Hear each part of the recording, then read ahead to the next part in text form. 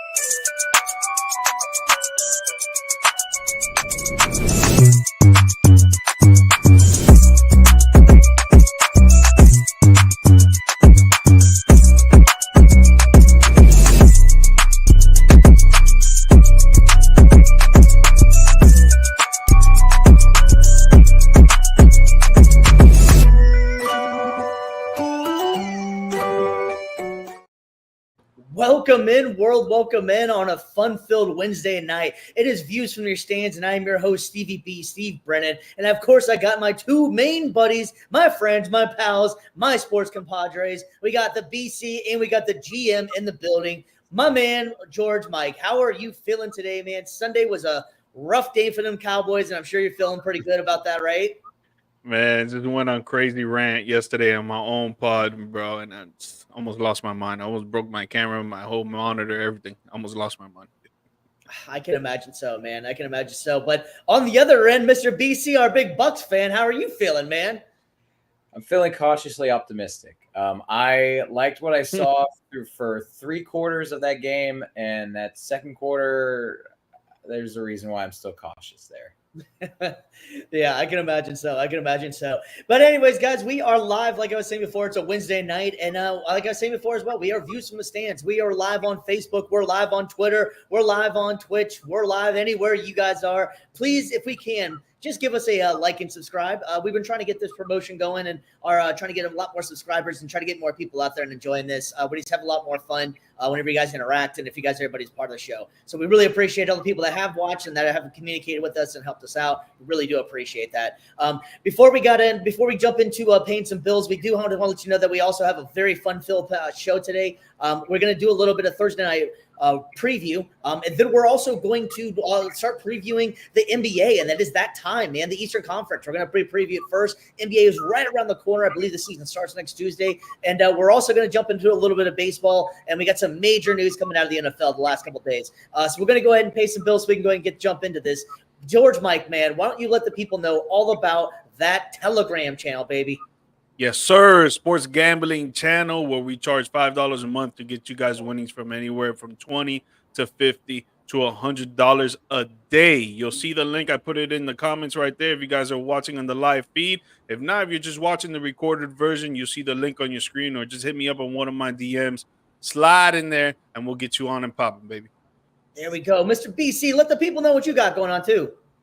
I mean, shoot, my wife and I, we got Brandes.media. We got, we create memories that last a lifetime. You or somebody you know has got those engagement photo or the engagement coming up. You got a wedding coming up.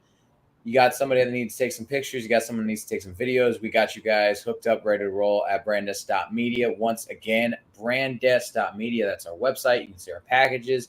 You can see our portfolio. See if we're your cup of tea. And if not, it's all good. But hey, if we match up to what you guys want, we'll make it happen. And like I said, we make memories that last a lifetime at Brandes.media. Love it, man. Love it. Absolutely love it. All right, guys. Well, let's go ahead and jump into some news, man. For the last couple of days, there's been a lot of speculation going on. And it turns out Akira Hamstring, all you got to do is get traded from the Raiders to the Jets. And if you don't know what I'm talking about, the Las Vegas Raiders have just traded Davante Adams. Man, this trade was pretty wild, and a lot of people thought this was coming, especially after Davante Adams requested the trade. We even had a segment where we were talking about where do you want to see him go, where do you think he's going to go. I think the writing was kind of on the wall that he was going to end up with the Jets.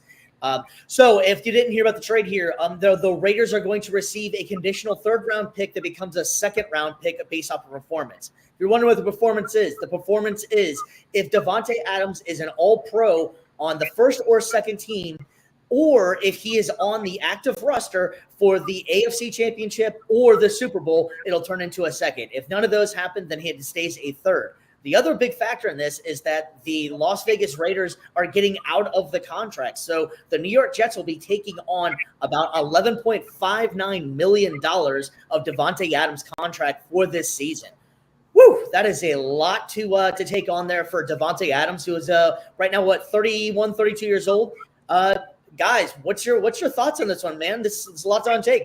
G Mike, why don't you start us off? Dude, it's definitely going to be good for the Jets with the connection between Rodgers and Adams. We've seen them many times win many games, get many touchdowns, get many yards on both sides, passing and receiving. And it's going to be good for the connection. And then you're going to put Garrett Wilson at the number 2, where the corner number 2 of the defense got to cover him, which he's already a top 10 wide receiver in my eyes in the league. It's going to be tough for any secondary defense when they're trying to cover both guys. And then obviously their run offense is pretty damn good as well. You know, they still have some kinks that they need to work out with the offensive line, but in overall, man, getting Davante Adams, an all-pro, going to the Rodgers, great. Yep. I'm not going to say that this is going to be, or when I make this comparison, that's not going to be an exact one-for-one comparison, but I am getting very much Gronk to the Bucs vibes from 2020. Anytime you get a quarterback that's got his old familiar number 1 option, it's going to be really good for him. And like George said as well, like he's got plenty of other targets that he's going to be able to throw to. The run game is still solid.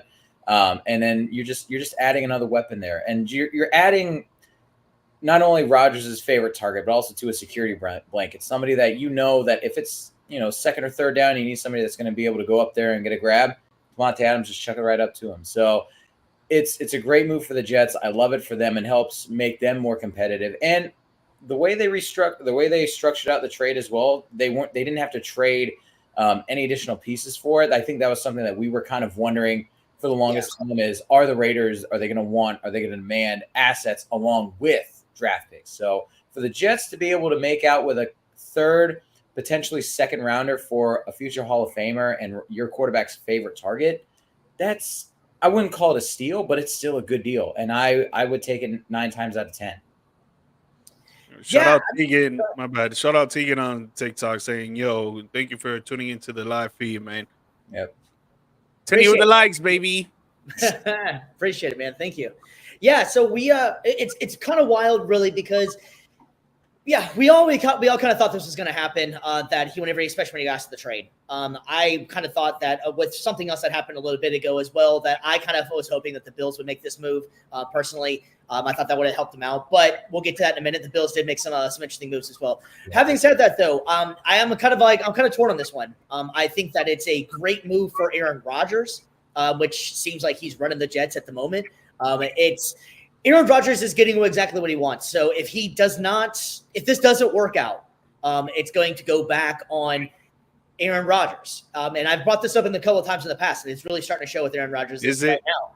That he just looks extremely uncomfortable and really grumpy. If that makes any sense.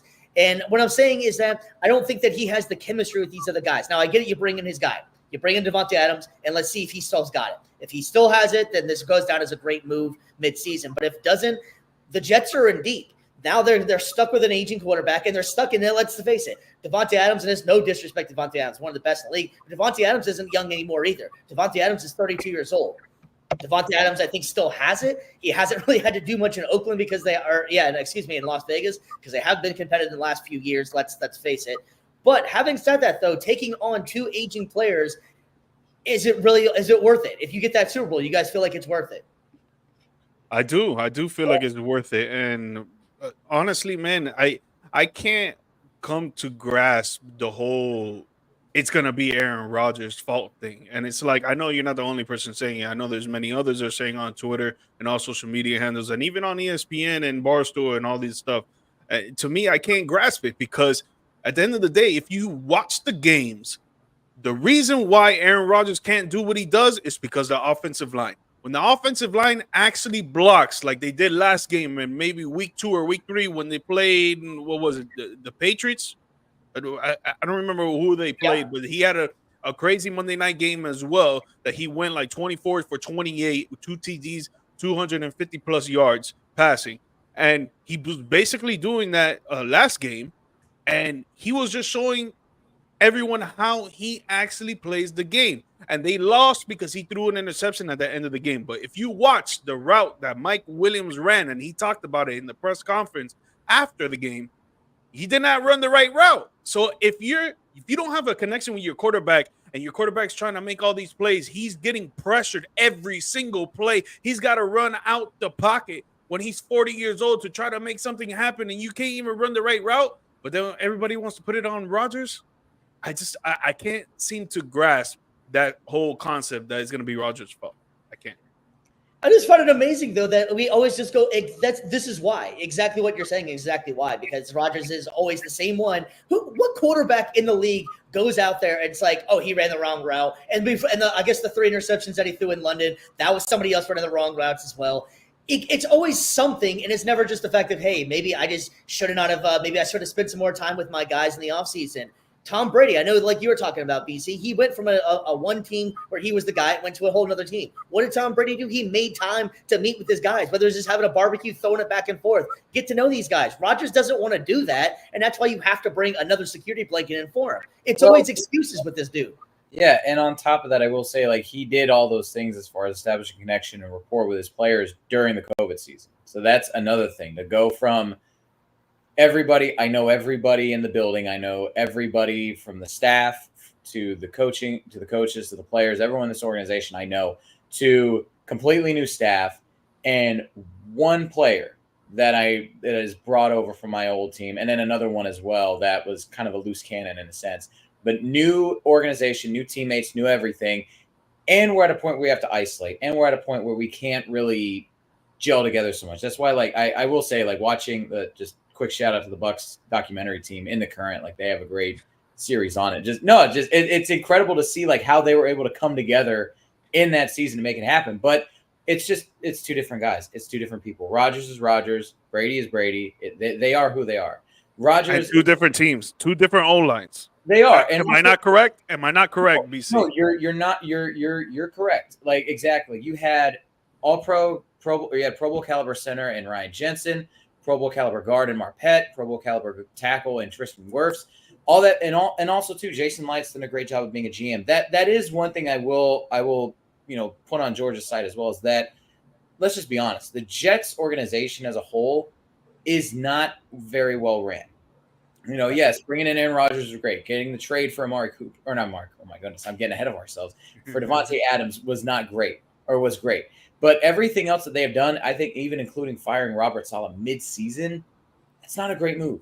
And Robert Saleh was a guy that had a lot of the respect of his players, especially on the defensive side, which, is supposed to be one of the, main fundamentals, one of the main keys of this team is the defense. And you just fired the guy that's like the face of it. So there's a lot of dysfunction in that organization. And there is a time and a place to blame Rodgers for certain things. Like Steve was saying as well, you throw 3 picks in the game, I guarantee you not all of them are because the receiver ran the wrong route. He made the wrong read. Definitely. But yeah, as far as blaming it all on Rodgers, or blaming it all on Rodgers isn't fair. Just like also giving Rodgers all the credit if they do win the Super Bowl. Right. Exactly. It's much more complicated than that, but we live in a society, in a media, where everything is reductive and everything revolves around the quarterback, and we don't like to think anybody else matters. They're just mindless drones out there. It's 11 on 11. It's not 1-on-1. Exactly. But, what do we know? We're just guys watching from the stands. From the stands. Views from the stands. Yeah, right. Yeah, and I'm like, I definitely think Rodgers still can play. So I'm excited to see this happen with the Devontae thing, and if he's able to gel it back together like the old Green Bay years. But here's just another situation with Rodgers and Devontae in this weird thing.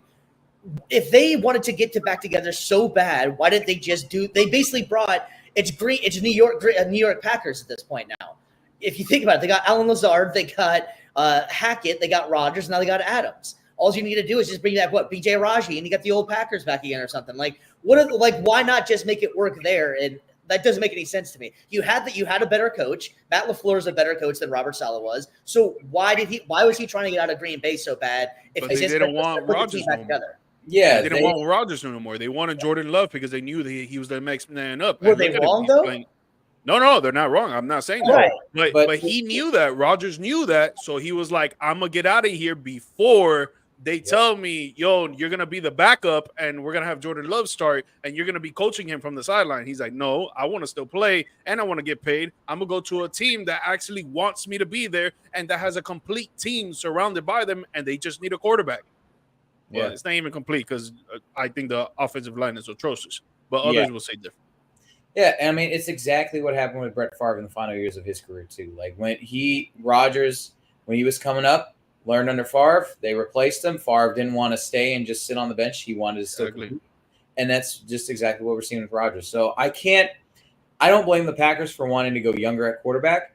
I don't blame Aaron Rodgers for wanting to leave for a more competitive shot and opportunity. Now, would this have been the best place for him to go? We can debate that. But, you know, it's a place that it's competitive. It's a place that will give him at least a shot in the playoffs. And barring, in case of any injuries and stuff like that for other contenders, it could be a chance to make a deep run. We'll see. Yep. Yeah, I thought I heard an interesting stat the other day that at going into last game, I believe it was, they had the exact same, if not more points last year with Zach Wilson than they have with Aaron Rodgers. That's been healthy this season. Just saying, man. I don't know.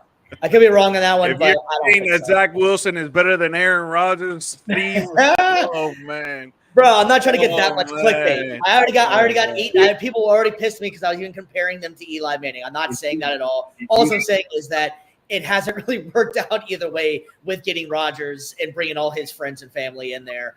It hasn't really worked out either way. But remember, football in the trenches, bro. If you don't, and BC knows what's up. If you don't have an offensive line or a defensive line, the offense is not going to be good, or the defense is not going to be good. All starts up front.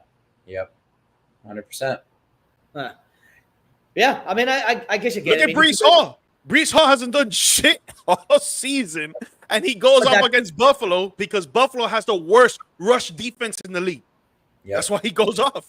The worst against the Saints too. Like they were finally able to get that run game going because they were playing a team that did not have as much push up front, and the offensive line was actually playing well. You got Luke Gedeke that came back, really helped provide that spark on the right side, and that's what you need. You need push. You need it at the front lines, in the trenches, and it all starts there. New York Jets.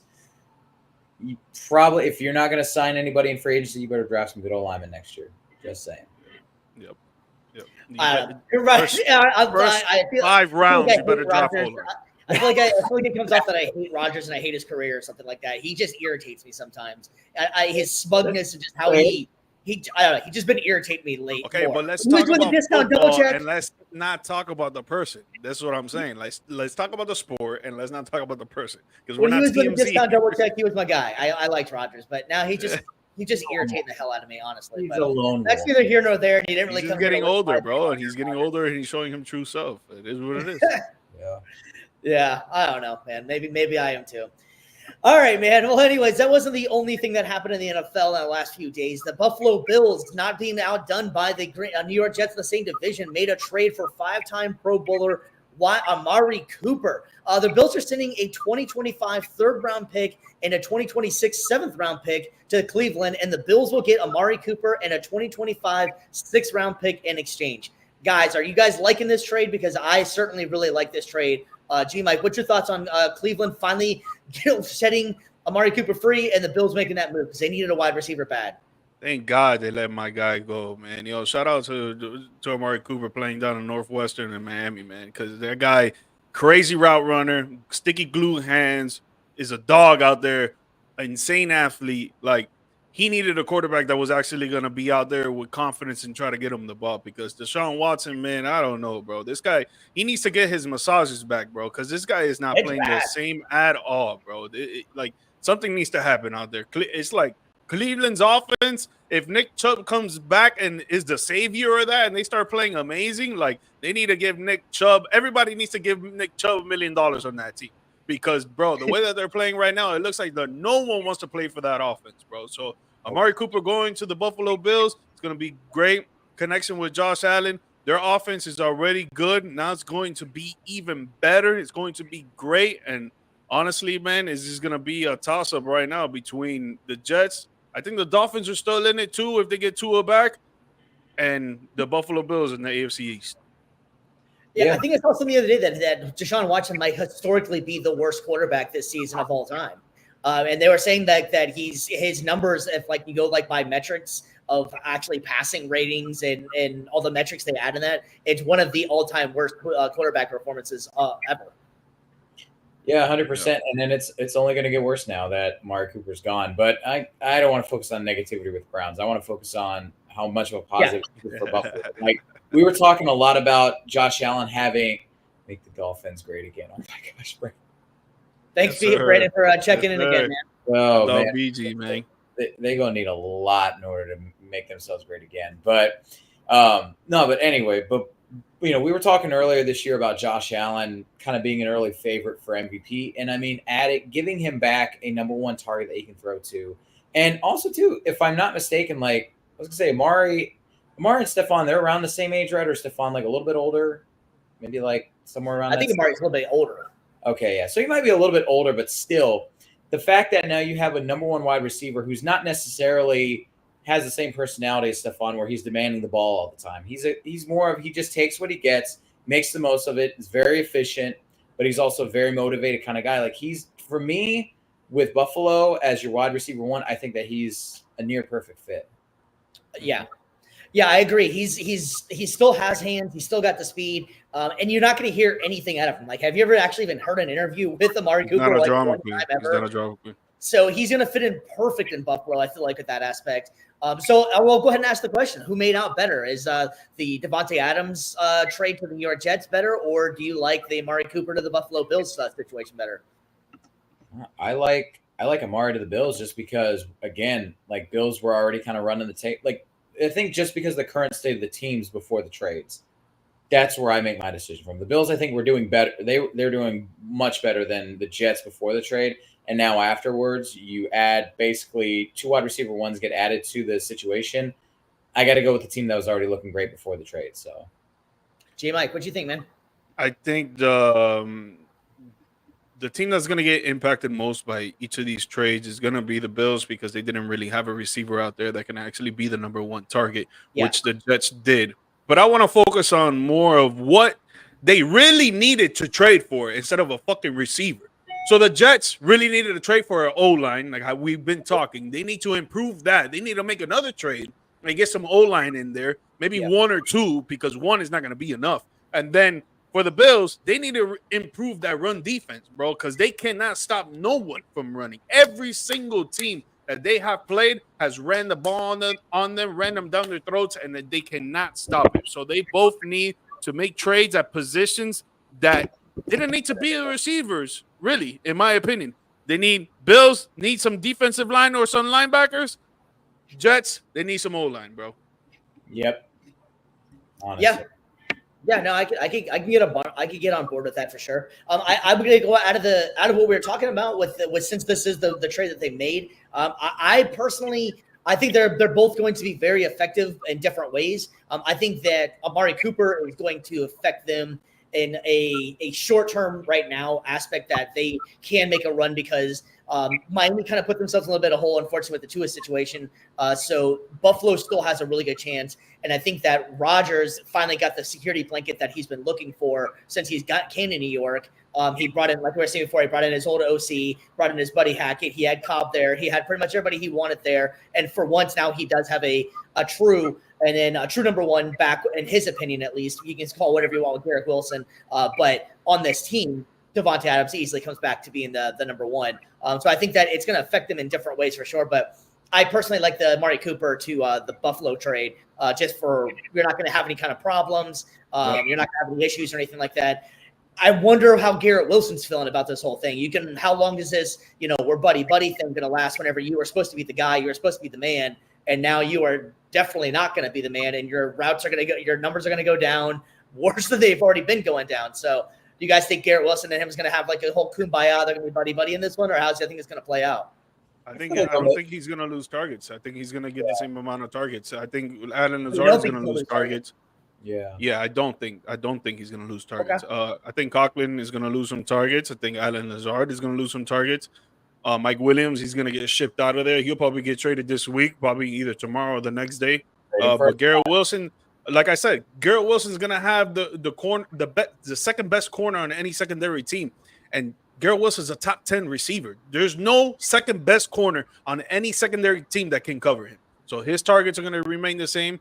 Devontae Adams is probably gonna get less targets than him. You're looking at more of that, like that Tyreek and Jalen Waddle. You benefit from having another dominant, and then you could exactly. I think Garrett Wilson's gonna have more targets than Devontae Adams because Devontae Adams is gonna have the best corner on him.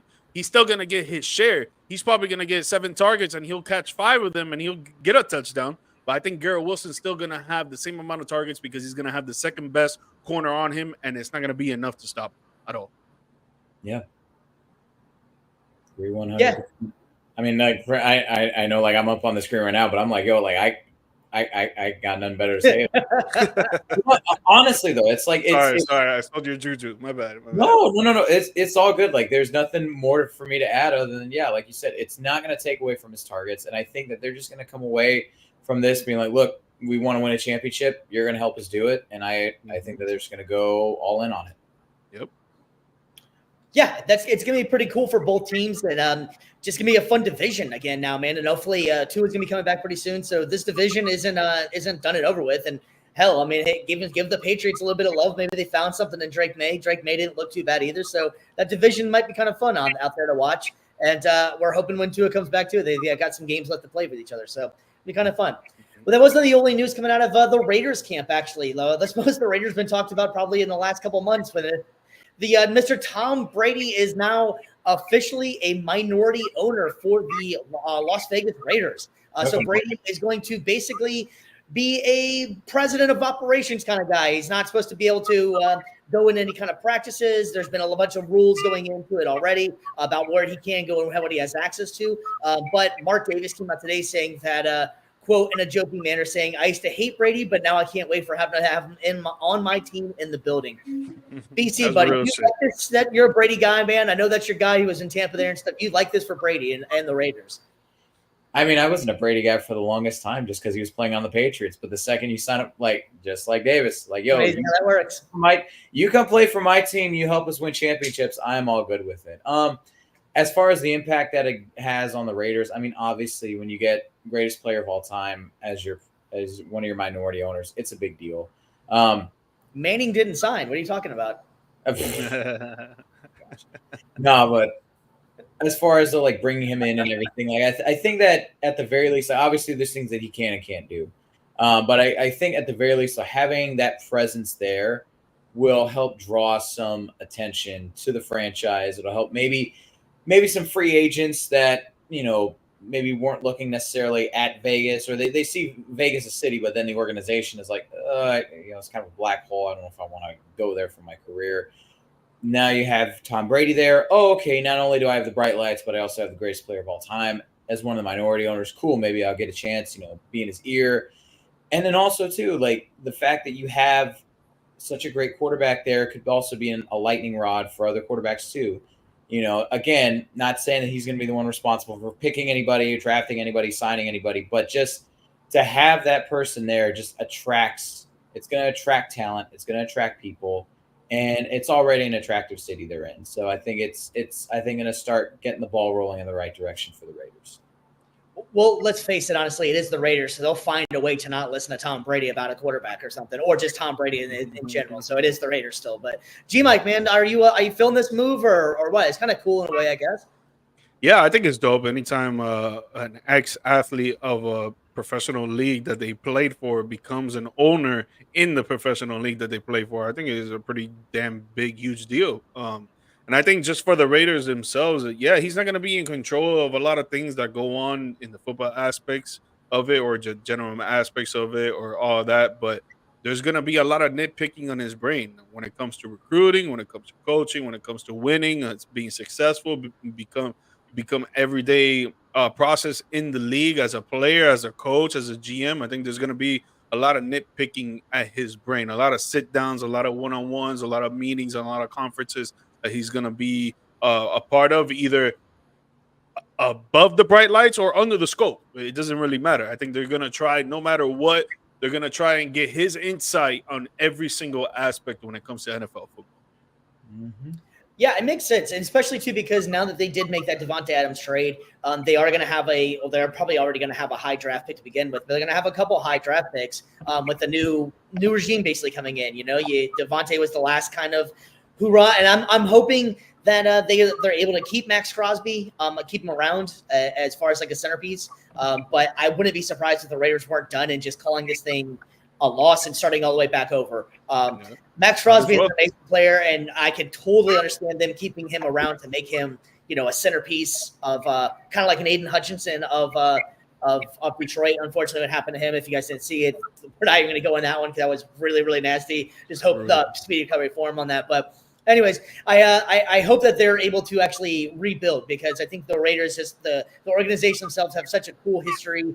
The black hole and like the mascot's cool. The whole thing is really cool. So I hope that Brady is able to maybe throw a little bit of bring a little life to them and maybe they can get on the right boat and get some good decisions going because that's been their problem for a while. They just can't seem to draft right. They just been a mess. So I'm hoping that this Brady move will actually work out for him. So shout out to Brady for actually doing this. I'm pretty sure he might be the first. And he's got to be the first announcing owner. I know that as a broadcaster, we can always aspire for that, financially be able to do something along those lines. But he's got to be one of the first few like really players to be an owner, I think, in the league, right? Like I can't name anybody else that's been in this kind of position before. Yeah, I don't remember anybody either. Yeah. Now other athletes have been involved in other sports. Ergo, LeBron has a soccer team, and there's other guys that are involved in other sports. Brady has a soccer team too. What's that? Brady has a soccer team too. As far as teams being, or as far as players being involved in their sport too, like Michael Jordan with the Hornets. Racing as well. He's majoring big time in racing. Yeah, I mean, though, I will say though this for MJ as being like owner and stuff like that, he left a lot to be desired. Yeah. So, yeah. A lot of UNC guys. So. Yeah. Well, we'll see how this one works out, actually. I hope that they actually listen to him and it works out good for the Raiders. But we're going to go ahead and continue on with this football talk, man. We know we love some football, and we have ourselves a Thursday night football game tomorrow night. And I tell you, when the NFL set this one up on the schedule, I'm guaranteeing that they were trying to bill it as the Sean Payton killing with Russell Wilson into Denver, going into the New Orleans, welcome back home. And this game is not going to be what they were hoping it was going to be, man. Spencer is out, and Spencer Rattler is out? No, I'm sorry. Spencer Rattler is in. Okay. Rashid Shaheed is out. Chris Olave is out. Patrick Surtain is out. Yes. A lot of top players for this game are out. Bro, and Kamara is questionable. Bro, he needs to play, man. I need him bad. But yeah, man, this one will on paper was looking into a great, fun Thursday night game, and I don't know what they're gonna have to do. It's when to build this one up, guys. BC, you got anything to help build this one up, man? I got nothing to build this up. I mean, shoot, I was about out there after seeing the matchup. I was like, oh, this is gonna be total snooze fest. But the only hype that I have for this game is, like you said, it's the Sean Payton revenge game. Let's see if he's able to get some vengeance on his old franchise, his old team. But honestly, other than that, I got nothing. Yeah, I mean, both defenses are, unfortunately, they have some injuries coming in there as well. Like you were saying, so no Surtain. They both have good ones. Now it's interesting to see two rookies out there, Spencer Rattler and Bo Nix. Bo Nix is kind of coming into his own a little bit, and Spencer Rattler didn't look too bad the last game. Unfortunately for him, Baker Mayfield came back and just had that amazing performance afterwards, and the rest is history. But he didn't look too bad out there. So the Saints might have a backup there, and they've been always seem like they're getting ready to bounce on Derek Carr. I don't know. You think Derek Carr is going to stick around in New Orleans for a little while longer, or what's going on with that? You think? Gosh, it's too unpredictable for me. I still think it's relatively early for them to ditch him after he signed like 4-year deal. So I feel like he's probably got at least one more season before they're like, okay, we're done with you. Especially that they just went with Spencer Rattler right now. Like, they got to see more out of Spencer Rattler doing more throughout the season for them to pull the plug and be like, you know what, we're going to trade Derek Carr and get him out of here. No, they need to see what's up with Rattler. Yeah, I honestly think out of the two of them, who's gone first would be Dennis Allen. Man, remember how like week 1, 2, we were talking about how great the New Orleans Saints were, and like this offense is unstoppable, and that came crashing down really fast, And if I had to pick anybody out of those two that are going to be gone, it'd probably be Dennis Allen, because New Orleans has been a letdown for the last few years. He's a defensive-minded coach, and it's just not working out for him. This will be his second time that he hasn't really been successful as a head coach in the NFL. So.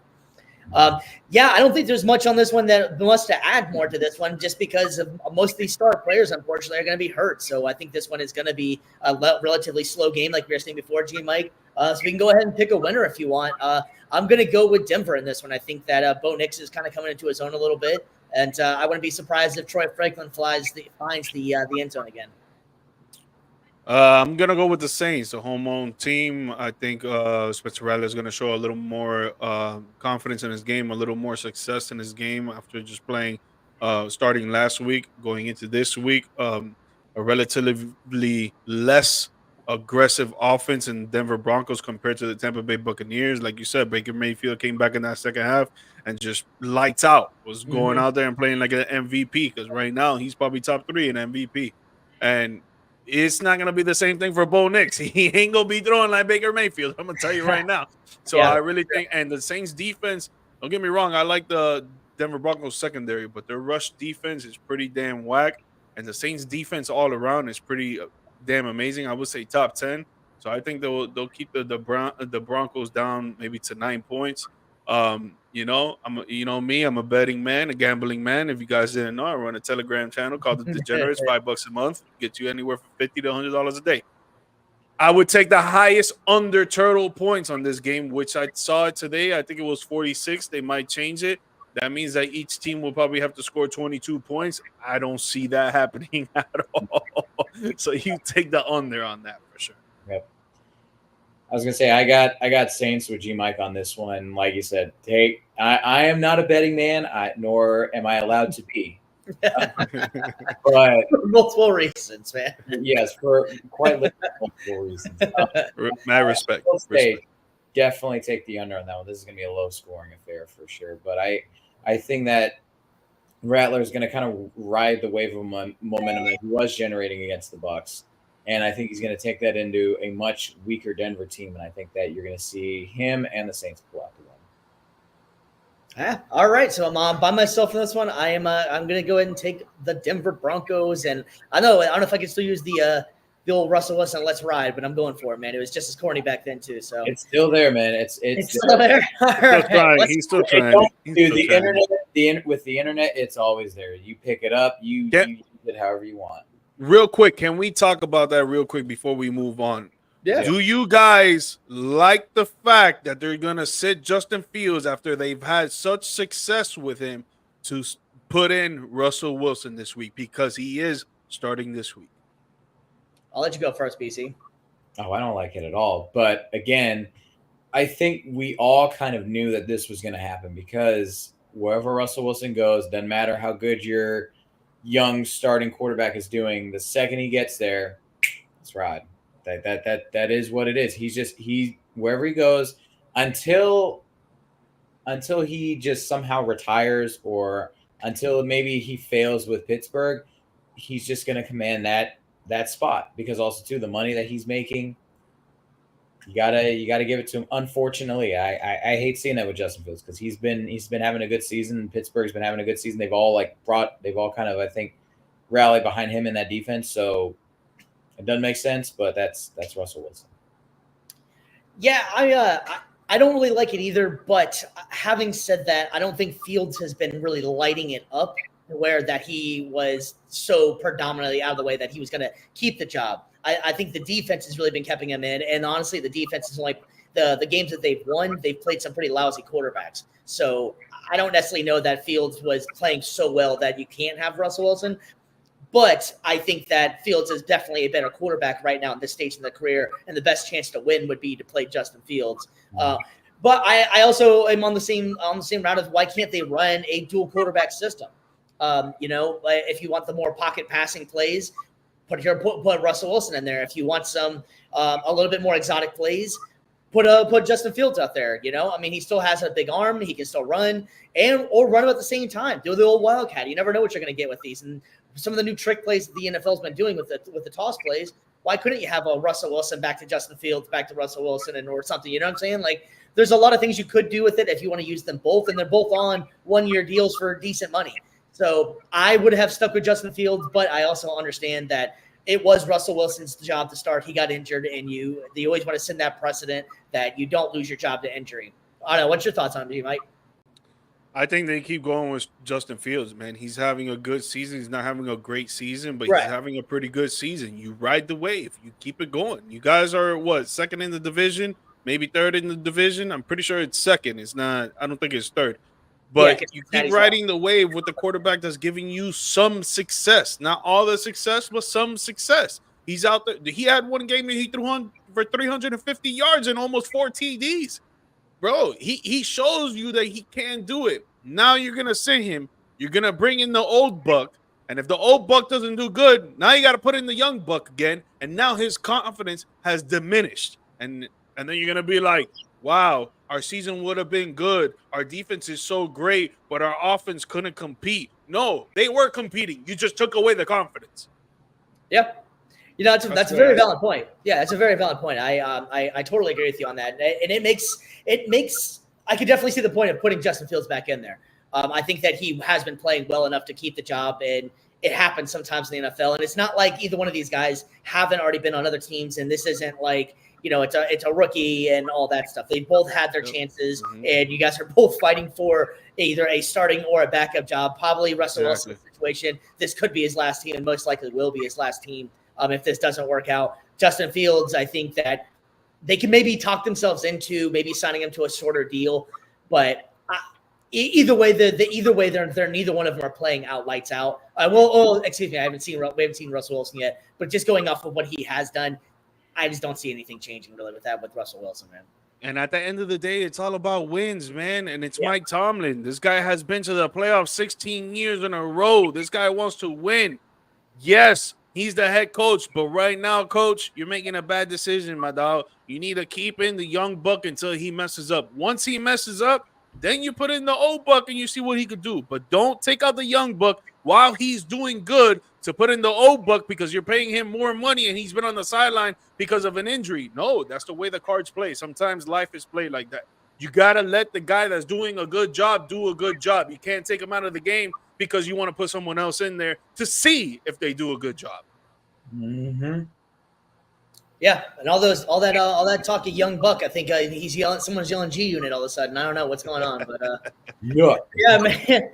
Yeah, no, I agree, man. It's an interesting situation. We'll see how this plays out for Pittsburgh with that. If they, I don't think I'll put it into that one. I think that Russell Wilson is going to be on a very, very tight leash. I think if Russell Wilson comes out and looks rusty and plays like shit, then you will quickly see Justin Fields become hustling out there. I think that's how it's going to play out in there for him. Yep.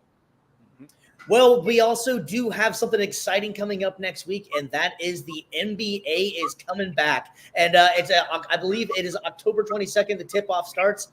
And, boy, we are going to have some fun with that. We're going to, first off, we're going to start with the Eastern Conference. And, guys, we're going to go break it down by divisions on here. I do have one question. It's something that's always bothered me about how basketball does things. Just a quick thought on divisions in basketball. Do you think that divisions in basketball are a necessity or just something that they've done just because everybody else has divisions?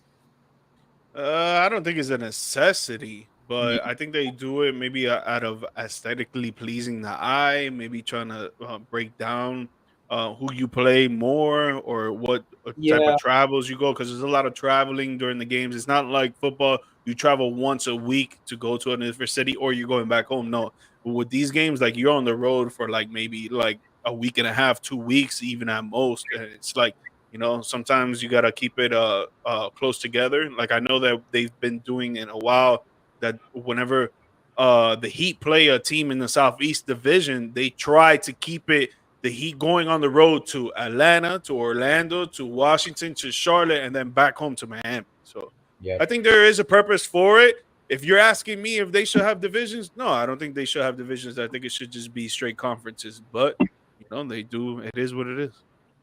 No, I like the divisions. I think though too, like it's pretty unifying with all the other sports too. Every other sport has divisions, and like George said as well, like for travel purposes, and just makes it easier on the players.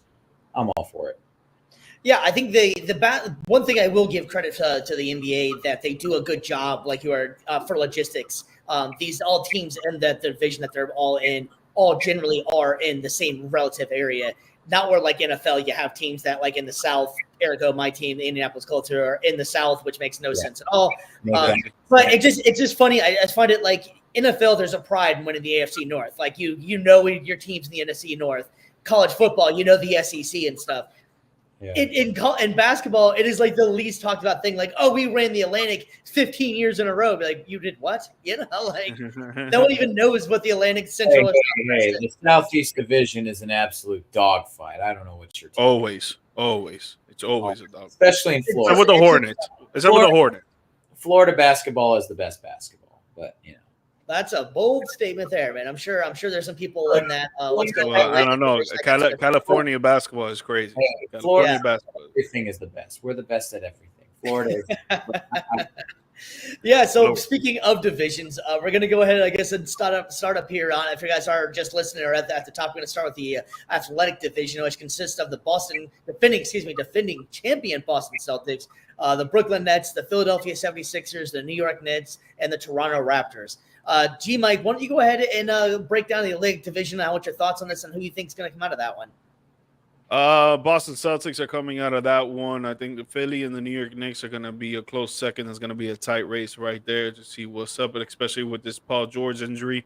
Exactly. They say it's minor, but we'll see what's up if it really is minor. Videos that didn't look too good, dude. If you would have listened to the episode of my podcast, I say that he should retire. But I'm not going to get into that. The Sixers and the Knicks are going to come close second. It's going to be second and third. The Raptors are going to come fourth. And then the Brooklyn Nets, they're just a shit show out there. They need to they need Jesus. They need to pray every day. They need something. They need something. Yeah, man. They had Hova before. Now I don't know what happened. Now Hova's gone. All right, BC, man. What's your thoughts on the Atlantic, man? What do you got coming out of there, and what's your thoughts on the Atlantic? It's going to be pretty similar to G Mike's, although I'll have a little bit more clarity on who's going to take second place. But Boston obviously is going to be running that division. You know what? I'll save my spoilers for later. But yeah, Boston will run that division. I got New York definitively taking second place in that one. I think they'll make the playoffs as well from that division. And then Philly, I think they're going to be third, regardless of whether or not Paul George is injured, like how long this injury is for. I like that New York has a little bit more depth. They've got a little bit more than just one or two guys. They've got multiple players on the team. So that's why I've got them number 2. And then, yeah, Toronto at 3, Nets at 4.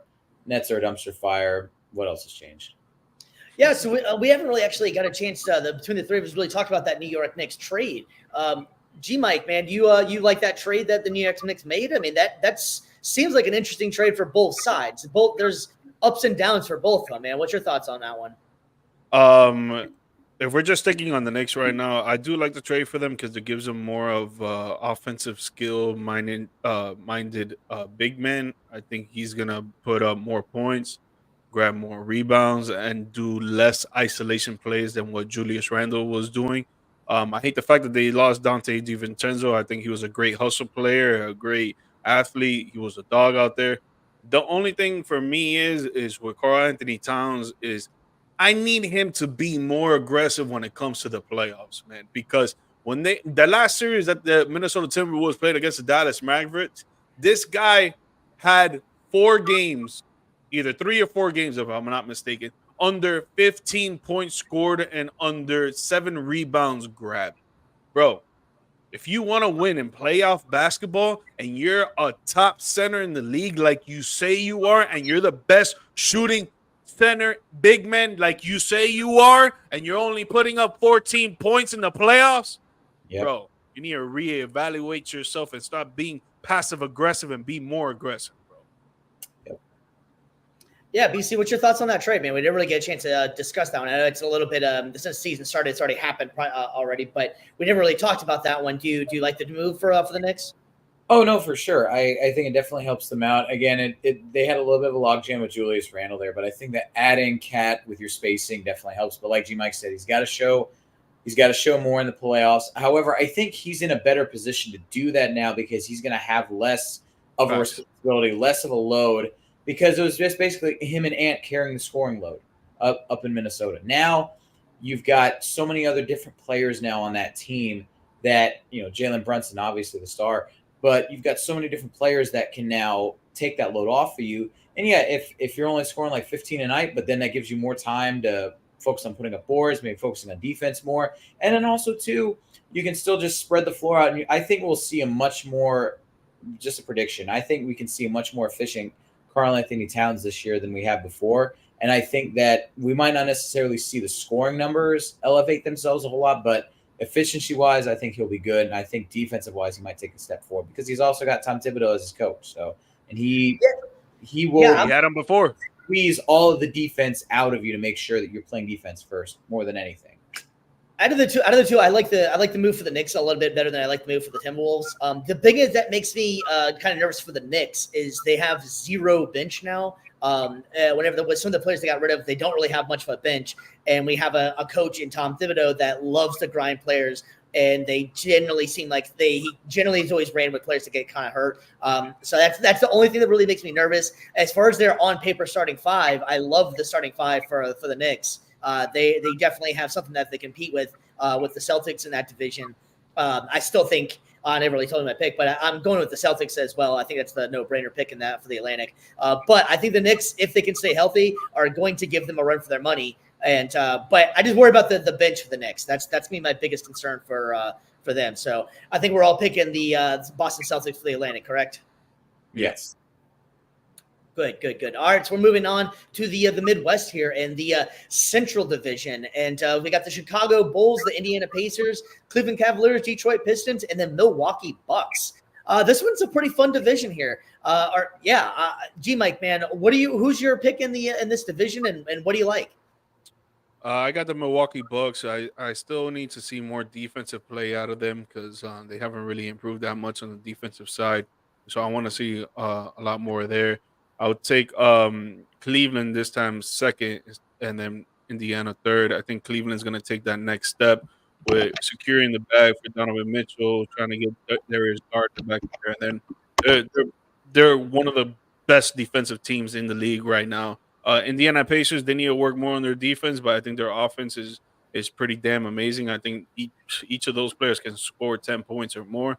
I got the Chicago Bulls next. I want to see Lonzo Ball come back. I think it would be nice to see him run the floor with that team that they got there. But if they keep Zach LaVine, if they don't keep Zach LaVine, it's going to be tough for them. And then the Detroit Pistons, that's just a dumpster fire out there. Yeah, BG, man, I'm agreeing with you, bro. The Pacers are dangerous, man. I agree with you on that one for sure, man. BC, what's your picks out of here? It's the exact same as G Mark, man. Wash, rinse, and repeat. I think Milwaukee's got the division locked down just because, again, defense aside, I think that now you give Dame and you give Giannis another year together to gel, give them another offseason to kind of get familiar with each other's games. Maybe if I'm those two, you gotta let Dame take the lead as far as being the ball handler goes. Like I know Giannis for most of his career, he's accustomed to bringing the ball up the court and kind of being that, initiator on offense, but he needs to operate more in the post. He needs to operate in more of a big man role. Not saying that he can't, still rim run and stuff like that, but he needs to be operating pick and rolls. He needs to be in the post. I think for the offense to flow better, you need to let the guards do what the guards are supposed to do and not just stand up there and shoot. You need to let Dame do his job. Yeah, no, I agree with that, man. Let Dame for sure do his job there. I'm actually going to take the Pacers to win this one. Actually, I love the offense. They damn sure need to improve on defense, so that's for sure. But yeah, I like the Pacers to win this one. I'm actually going to take Cleveland in second, and I'm just not sold on Milwaukee. I think they're getting old. I don't think the experiment really totally worked out with Giannis and Dame. Nothing against them at all. But I think that Giannis made the quote today. I think the future is kind of shady for them. Giannis said today that he thinks if they don't win the title, he's getting traded. And boy, if people are going to be up there vying for him. I think the writing's on the wall with them already that they're not really sold on this team. So I think that they're going to fall in third. The Bulls and the Detroit will fight for last. Whoever comes in that one, who the hell knows? But I would take probably Detroit still coming in last in that one. But I'm going to Indiana in this one, guys. Yeah, definitely that pick and roll with Dame and Greek. That's gonna get 10 times better. It was good last season, but it has to be great. It has to be fantastic. It has to be their number one thing that they're doing to every single team. That even though the teams know it's gonna come, they can't stop. Yeah, no, I agree. And that all comes from having roles for Dame, having roles for Giannis, and letting that and making sure that they cook in those roles and not trying to overstep. Exactly. No, and their offense was great. That wasn't the problem with them. It was their defense. They were ranked at the bottom of the league. They were like 25th in the league in defense, and then when it came to scoring, they were like third in the league. So it's not really their offense, but true. The pick and roll with Damon Greek, that could be insane. Yeah, it all came when they lost Holiday. That defensive liability really started to show. Crazy. All right, so we're going to move on to the Southwest Division. And I know this division is very near and dear to you two fellas' hearts. It is the Charlotte Hornets, the Washington Wizards, the Orlando Magic, the Atlanta Hawks, and the Miami Heat. All right, Mr. G Mike, I'm going to go on a limb here and let you decide and let the world know what you represent, man. Bro. Honestly, bro. The Orlando Magic. I expected. Maybe I was wrong. Honestly, bro, the Orlando Magic can suck it easy, dog, because the Miami Heat are taking that, baby. Just the Orlando Magic ain't doing shit. Nah, the Magic. I was about to say, did we turn a new leaf all of a sudden that I don't know about here? I got the Heat for sure. I think they're gonna come back playing crazy aggressive compared to last season, especially with all the talk surrounding Jimmy, Terry Rozier, Tyler Hero not being consistent in the playoffs. He really couldn't show it each and every game, but he shows sparks of it. Bam is now shooting the three-pointer, which he says he's going to be shooting 100 three-pointers a game, so that's going to be good for our stretch offense. But the Orlando Magic are good too, man. I really think that they're a top defensive team, definitely top 5. I've already told this to BC, and now you folks are going to hear it. They just need to improve their scoring, man. And they brought in KCP, his great lethal shooter out there, and he's gonna show his veteran status to that team, and he's gonna show how players can score from the wing, from the top of the key, or even just drive it into the basket. I think he's gonna show a lot of aggressiveness on the offensive side. And then at 3, it's gonna be a surprise to y'all, but I got the Charlotte Hornets, man. LaMelo Ball, Miles Bridges, they have that connection going right there. If they stay healthy, Brandon Miller and the whole rest of that unit, they're young, but they're hungry, man, and they want to win. Yeah, it's not like they don't have that culture in that locker room that the Miami Heat do, or the Boston Celtics do, or the Milwaukee Bucks, and the list goes on and on, that they have that winning mentality every single night, but they have skill out there, man, and I think they're going to come together and actually do something. With the Hawks, they lost DeJounte Murray. I think that's going to go down the drain right there, but I'll take them at 4. And the Washington Wizards is another dumpster fire, man. I don't even want to speak. Yep. It rains gasoline on their dumpster fire, man. That Literally. thing just never goes out. It's horrible. Gosh, the dumpster. I'm sorry, but there's draft pick, the second draft pick, bro. I don't even think he's going to be all that great, man. I saw a lot in the preseason. Yeah, he came from the Euro League, and he has a lot of fundamentals and basic sounds of the game, but the NBA is a different dog, man. A lot of speed, a lot of athleticism, a lot of grit and grind on the court. So, I don't know. Preseason, he really didn't show that much. And in the Summer League, he didn't really show that much. Summer League was bad. Maybe he'll change it. Maybe he'll improve. And I hope he does, because, I want to wish all success to every single person, really. But, dude, it looked bad. It looked bad. Mr. Magic fan himself, we're gonna spoil it and let him know that who you have taken the Southeast. I mean, before I do, I'm just gonna say, man, delusion comes for us all, man. It is real. As Gen Alpha says, my little sister who is 11 says, Delulu, it's real, bro. You have El Riz. No, just kidding. I don't get me wrong, Miami's a good squad, but no, the Magic they're starting like they have not peaked yet, but they are starting to take those steps. And I bold prediction this year, I think the Magic win 50 games. I think defense steps up, like George said, they're going to be top 5. I think the offense steps up, they get out of the doldrums like they have been. I think that not only KCP is going to add some spacing, which is much needed. They still need more. Don't get me wrong, but where they're at right now, they've improved their spacing. Their draft pick, Tristan da Silva, I love. He's going to be a great fit off the bench with guys like J.I., Mo Wagner, and the rest of them. But Jalen Suggs, I think he's going to take big steps. I think Franz Wagner is going to take big steps. I think Paolo Banchero is going to continue to add as a superstar. So, like I don't see this team finishing in second place in this division because their big 3 are going to take even more steps. They're going to get even better. And then all their role players are going to continue to get better too. I don't see, all the things that they were really great at last year, it's going to take it to a whole nother level. And then the things that they were really bad at, they made improvements in the draft. They made improvements in free agency. So I can't see this team finishing lower than first place in the division. And I can't see them finishing with less than 50 wins. Second place, I got Miami. Again, they're always tough. They're always going to be dogs. Obviously, you got Bam, and then you've got your draft pick this year. I'm forgetting his name. It kills me.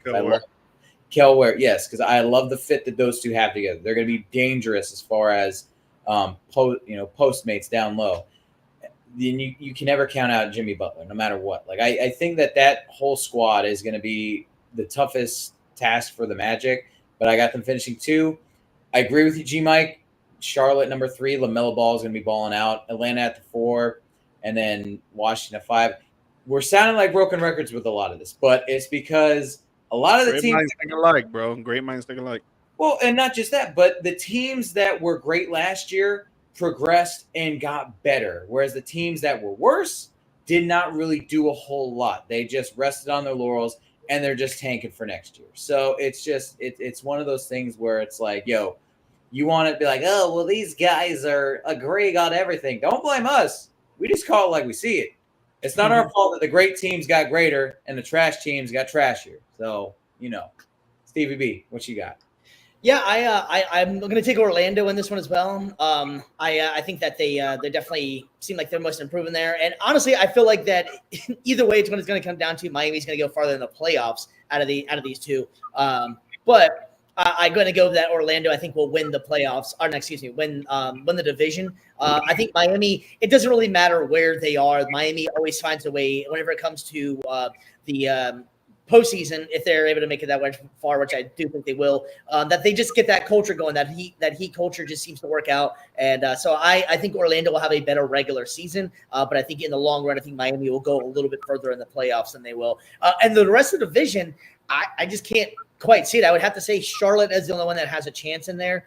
But Washington is definitely still in tank mode, and Atlanta, even though they lost to DeJounte Murray, and I don't think that trade or that pickup ever really worked out. I don't think him and Trae Young ever really clicked as much as people wanted them to. I think it's more of a DeJounte problem, and I think Murray and Trae Young is kind of just seems like he's not ready to be a leader. He has his games and he can be good, but I don't think he's your number one. So I don't think Atlanta's going to really improve very much. So I would have to say Orlando is going to win the Southeast division, and Miami will be a strong candidate for number 2, if not taking number 1. But I'm going to go Orlando in that one. But so all right, we'll go ahead and make sure we're going to pick the actual winner of the Eastern Conference since we went through all of the divisions.